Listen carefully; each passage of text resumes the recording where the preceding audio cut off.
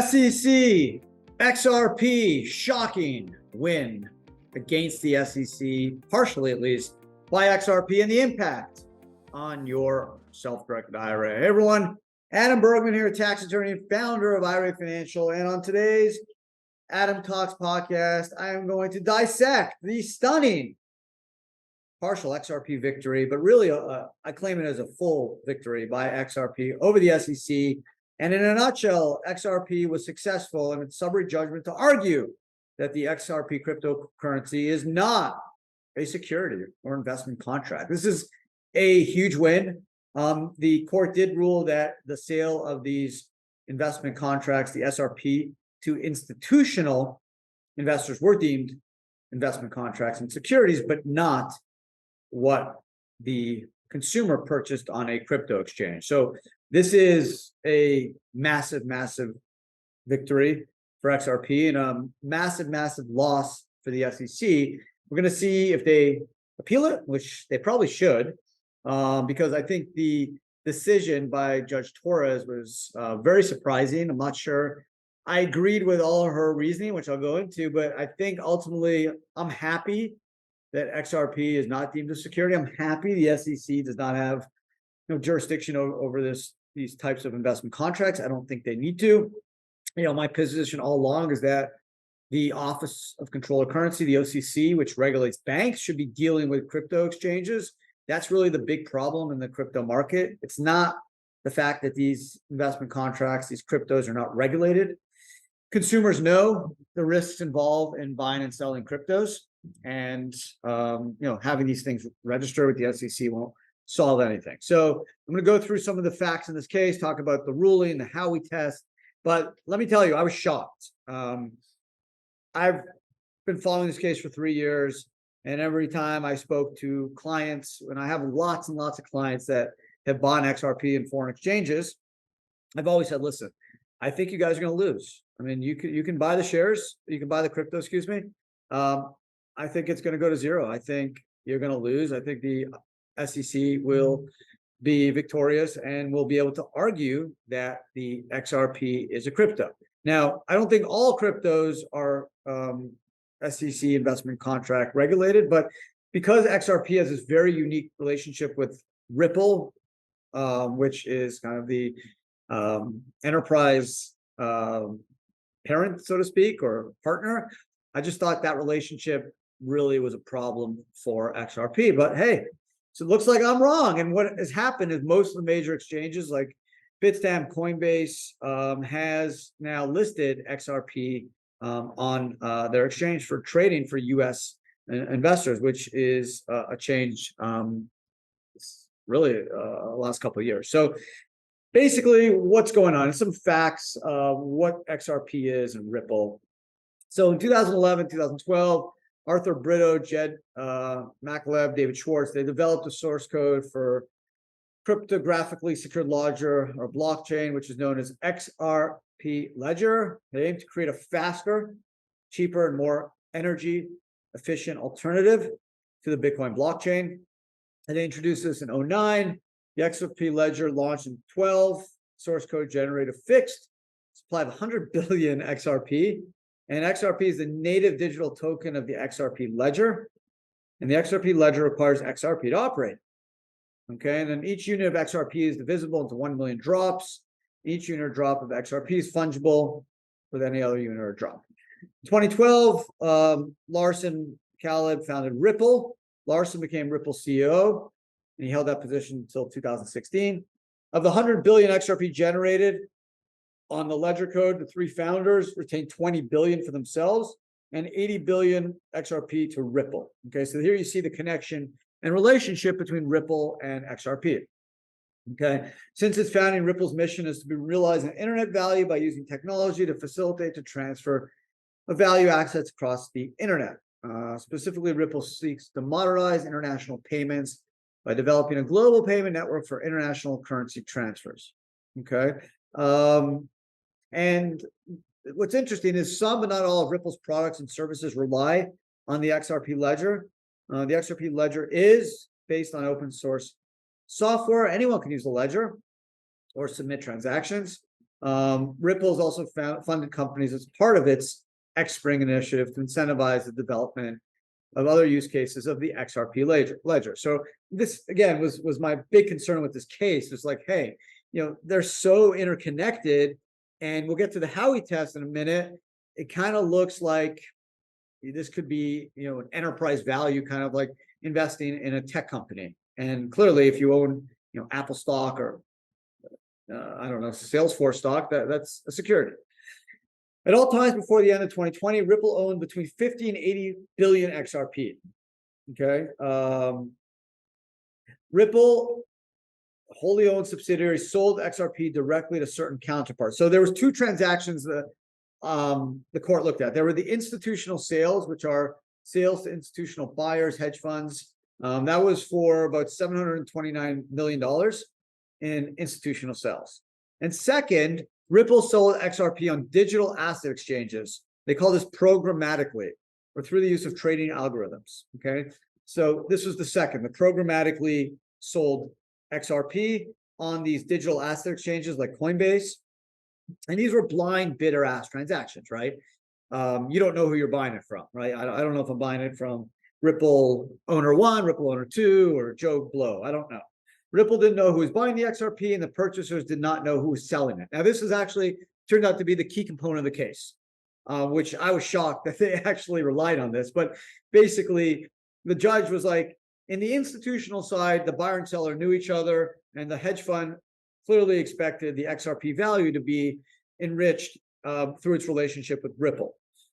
In the individual side, where the individuals were buying the XRP on the digital platform programmatically, or programmatic sales, the idea is that no buyer, no seller knew each other, so that even though they bought the XRP, the court believed it wasn't connected to its Ripple relationship, and it was kind of a blind purchase, independent of Ripple. And for that reason, they basically believed that it did not satisfy the third Howey test, which we'll get to, which is a famous Supreme Court case from 70 years ago, which defines what a security is.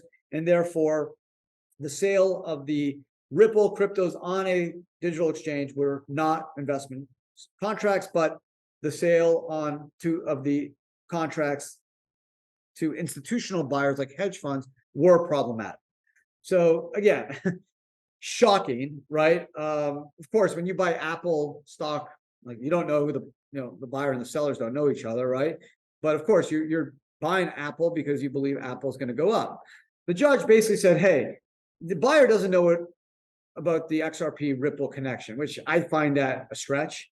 I don't know if she thinks, we're all stupid, but clearly, most people that buy XRP kind of understand, or at least know, what Ripple is and the relationship. But in the case, and we'll go through some of the ruling, the wording at least, the judge was pretty focused on this to say, hey, because they don't know what's happening, we don't think there is what's called the expectation of profit to be derived from the entrepreneurial or managerial efforts of others. Okay, so let me go through the three Howey tests. This was the Howey case is a famous case from 70 years ago, Supreme Court case, and there's basically three prongs. And if you satisfy all three prongs, you're deemed a security.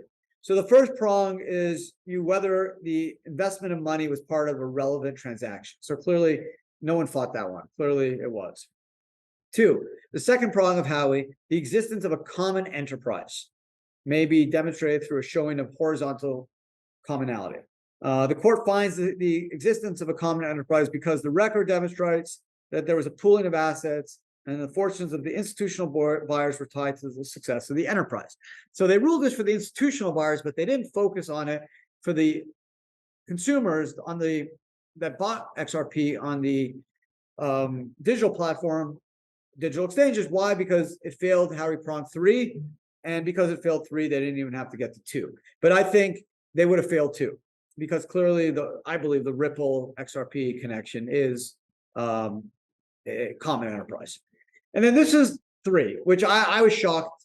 I really thought that the court would rule, irrespective of what I believe, I thought the court would rule that the XRP failed the third prong, which is the most difficult to, I think, really understand and extrapolate. So the third prong of how he examines whether the economic reality surrounding Ripple's institutional sales led to institutional buyers to have a reasonable expectation of profit to be derived from the entrepreneurial or managerial efforts of others. So on the institutional side, they said it failed because the hedge fund knew the buyer or the seller, which was Ripple, and because of the relationship between XRP and Ripple, they immediately bought the security or investment contract with the expectation that Ripple would enrich themselves. However, the judge said that because the buyer and sellers on the individual crypto exchange side did not know each other, that there was no reasonable expectation of profit to be derived from the entrepreneurial or managerial efforts of others. Now, again, this is shocking. I would be shocked if the SEC didn't immediately appeal this case. Now, the SEC is basically coming out and saying, yeah, we got to win too on the institutional side, but they don't care about the institutional side. The SEC can really cared about the consumer side, and they lost.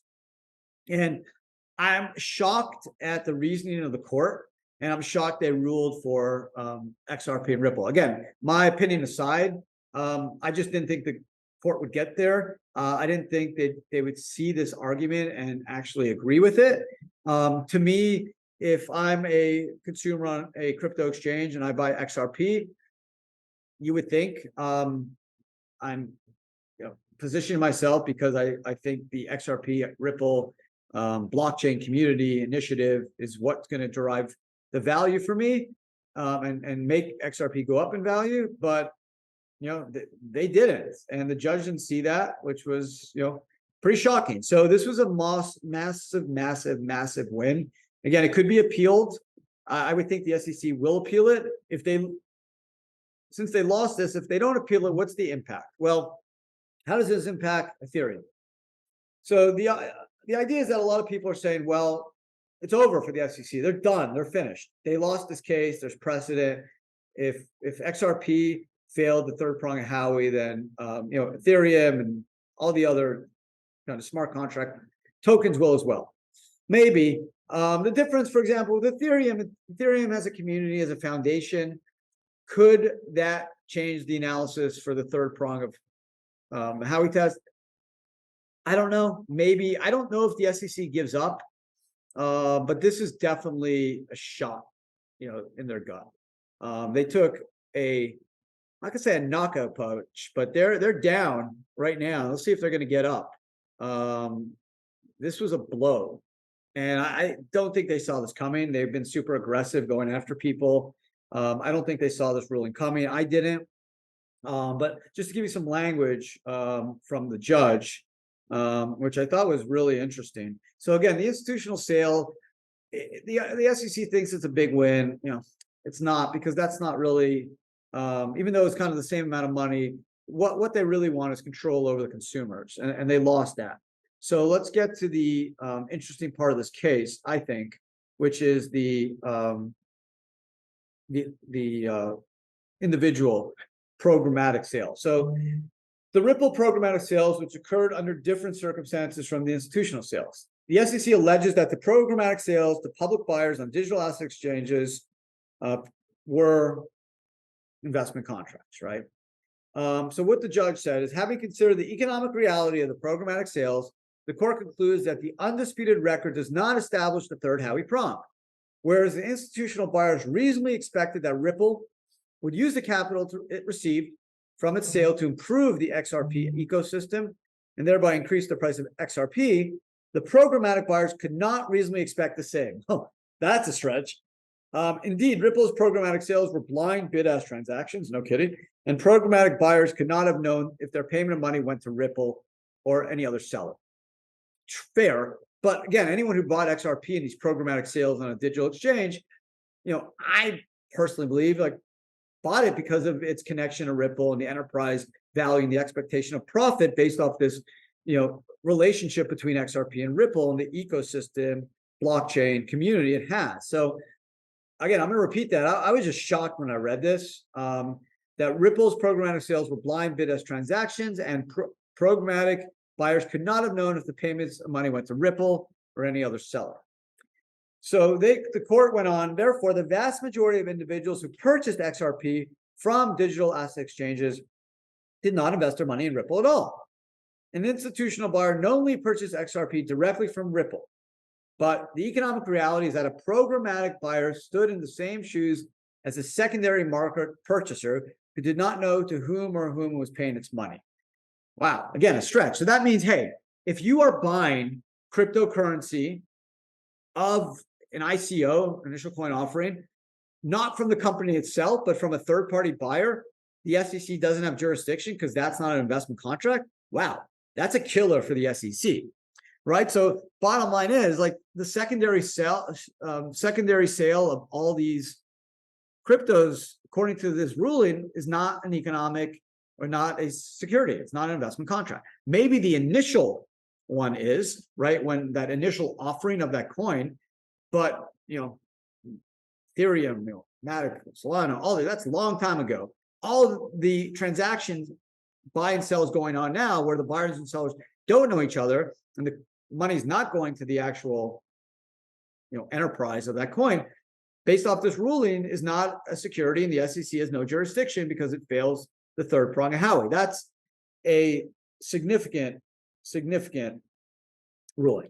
So the court went on and said, it's not enough for the SEC to argue that Ripple explicitly targeted speculators, or that Ripple understood that people were speculating on XRP as an investment. Okay, they basically said they don't believe that individuals were smart enough to understand when they bought XRP of all this marketing by Ripple, and they just bought XRP for the hell of it, and it really wasn't based off any Ripple marketing. Which, again, it's like, wow, that's a stretch. It said, the court said, it may certainly be the case that many programmatic buyers purchased XRP with the expectation of profit, but they did not derive that expectation from Ripple's efforts. Okay, where did it come from? Particularly because none of the programmatic buyers were aware that they were buying XRP from Ripple. Right, but they were buying XRP because of the connection from Ripple. So I don't know. I think the reasoning is unbelievable. I'm still kind of in shock. I'm okay, right? I don't want the SEC to come in and destroy the market. I think the SEC has too much power already. I don't think the problem is having these cryptos registered. I think the problem is making sure the exchanges are well regulated, have insurance, and have reserves, and are audited. And I think the OCC should do that more than the SEC or CFTC. But my shock is just the reasoning of the court. It's one thing if they said it satisfied Howey. I just didn't see their rationale at all. That was surprising to me. Again, if I had to bet, I would have bet it would have failed the 3 Howey tests, and it would have been deemed an investment contract. I'm not talking about Ethereum. I'm not talking about Matic. I'm not talking about any other smart contract type utility coin. I'm talking about XRP just because of its unique relationship to Ripple, and the fact that they're so interconnected. And again, it looks very seemingly that there is some enterprise communal value, that when you buy XRP, you're expecting some profit, some growth based off its relationship with Ripple. So that's it. We'll see where it goes. This is very good for the crypto industry. We definitely needed a win. It's been a really horrible 15 to 16 months. So this is good news. I'm fine with the ruling, but I'm just surprised at the rationale of the court. I think it's very, very ripe for appeal, just because I think the rationale of the court is suspect. And I think many other jurors would come in and look at this situation and probably find that XRP did fail the 3-prong Howey test, and it is deemed a security subject to SEC oversight, but it didn't. And now what's going on is, now the SEC has some problems, right? The exchanges like Coinbase, they have this ruling now to hang their hat on. Will the SEC start attacking other coins like Ethereum? They already have made some claims that they have jurisdiction over Ethereum type coins. They've kind of walked away from the Bitcoin argument, but they've focused more on utility, smart contract type coins, community coins. We'll see. I don't know what they're going to do. all I do know is the U.S. government. I don't think they're just going to back down. This is a power play. They have 4,500 employees. This is about getting more money, bigger budget, more employees, and they're not going to back off. Gensler's not backing off. This is a big loss, though. This is a massive loss. Okay, could they come back? Yeah. Could they appeal this thing and win? Yes. But it does feel good to have just a little bit of good news in the crypto industry. I'm happy for all the XRP investors that hopefully got a nice boost, made some money, because they were right. I was wrong. Like I just thought the court, and maybe on appeal they will. I just did not see this outcome. I just thought, based off my understanding of the relationship between Ripple and XRP, that they would fail the three-prong Howey test and it would be deemed a security. But that's why I was a tax lawyer and I guess not a litigator. So hope you guys enjoyed today's podcast. Big win. Super happy. We'll see where it goes, see what the SEC does. Exchanges are listing stuff, so that's good.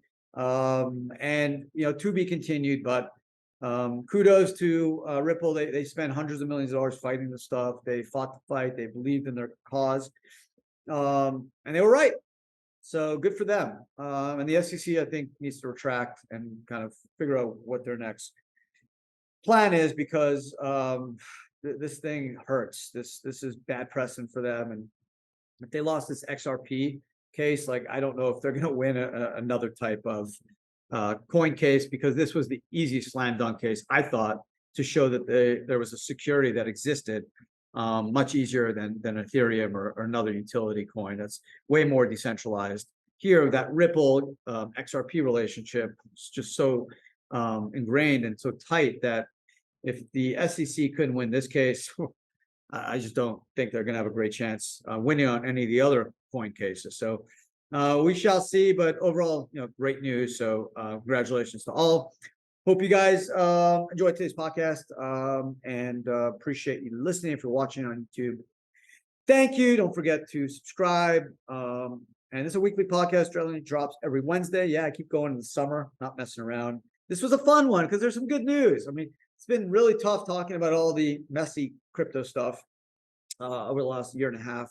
That's been super difficult for me, and I know a lot of you as well. So it's good to get some good news. Hopefully we turn the corner, and 23 and 24 turn out to be a beginning of a new chapter in the cryptocurrency revolution. So thank you, and that's it. Take care. Talk to everyone again next week. Take care.